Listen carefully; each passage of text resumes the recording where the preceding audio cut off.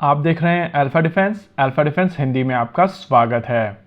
आज के इस वीडियो में हम लोग कुछ क्वेश्चंस पूछने वाले हैं जो प्रैक्टिकली मेन स्ट्रीम मीडिया को पूछने चाहिए, लेकिन अनफॉर्चुनेटली वहां से ये क्वेश्चंस पूछे नहीं जा रहे हैं। देखिए, हमारे लिए ये क्वेश्चंस इतने इंपॉर्टेंट नहीं है और क्योंकि हम लोगों को इनके आंसर्स खुद पता है, इस वजह से हम लोगों का यहाँ पर बात करने का मन भी नहीं था। लेकिन पिछले कुछ समय से कुछ नरेटिव बनाया गया है और जरूरी है कि इस नरेटिव को लेकर कुछ क्वेश्चंस पूछे जाएं ताकि हम लोगों को बेहतर पिक्चर मिल सके। अगर आप भारत में डिफेंस एविएशन की बात करेंगे तो आपको समझ में आएगा कि देश में केवल एक एयरक्राफ्ट बनाया गया है जो 4.5 जनरेशन कैटेगरी का है और इसके भी प्रोडक्शन में अभी इश्यूज हैं।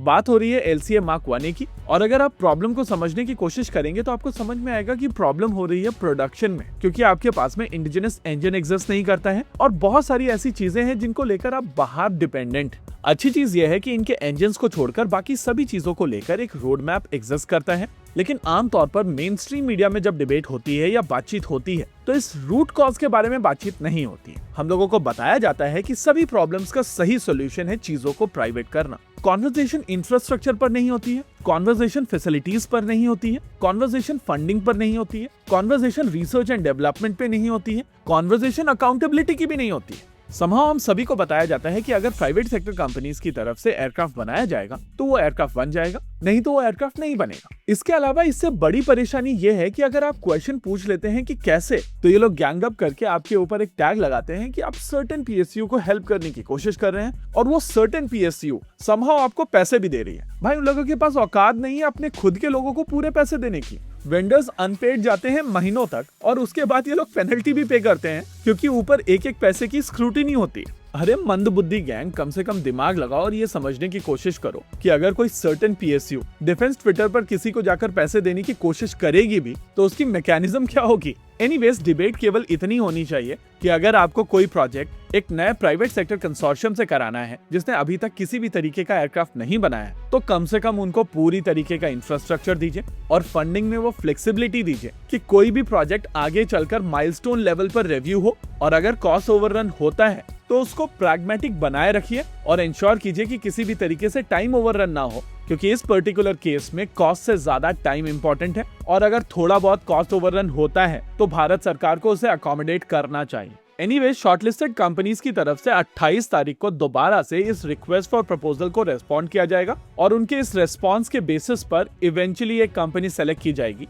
जो आमका के प्रोटोटाइप्स को भारत में बनाएगी। सबसे अच्छी चीज यह है कि इस प्रोग्राम से HAL बाहर है और इस केस में हर उस डिबेट को चिंदी लेवल पे ले जाने की जरूरत नहीं पड़ेगी जहां पर कह दिया जाता था कि कंपनी सरकारी है, इस वजह से प्रोग्राम डिले हो रहा है। आमका के केस में यहाँ पर तीनों के तीनों कंसोर्शियम प्राइवेट लेड कंसोर्शियम है और हर तरीके का सपोर्ट भारत सरकार देने की कोशिश कर रही है। इंटरेस्टिंग चीज ये है कि अगर आपको ये फोटोग्राफ याद होगी जहां पर आमका प्रोग्राम के लिए इनिशियल मशीनिंग शुरू की गई थी और बल्क हेड के लिए मेटल कटिंग शुरू की गई थी। इस फोटोग्राफ के दिन से लेकर आज के दिन तक 4 साल 19 दिन हो चुके हैं और अभी तक हम लोग ये चीज डिसाइड नहीं कर पाए हैं कि DRDO की फैसिलिटी में DRDO के डिजाइन के बेसिस पर और DRDO की पूरी गाइडेंस के अंडर उस डिजाइन को एक्चुअल प्रोटोटाइप में कन्वर्ट करना है और ये कन्वर्जन कौन करेगा। एनीवेज, जब तक हम लोग भारत में ये डिबेट कर रहे थे तब तक टर्की की तरफ से अपना 5th जनरेशन एयरक्राफ्ट उड़ा लिया गया है और अभी आप अपनी स्क्रीन के ऊपर इसी का फुटेज देख रहे हैं जहां पर एयरक्राफ्ट प्रोटोटाइप है। कान की जो पहली उड़ान हुई थी वो एक इंजीनियरिंग मॉडल था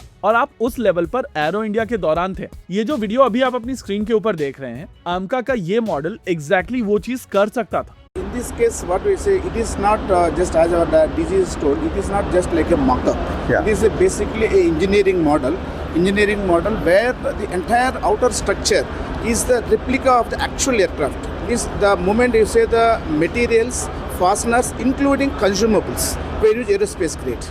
So, and then our tolerances of the contour tolerance, what we maintain, is of the aerospace standard.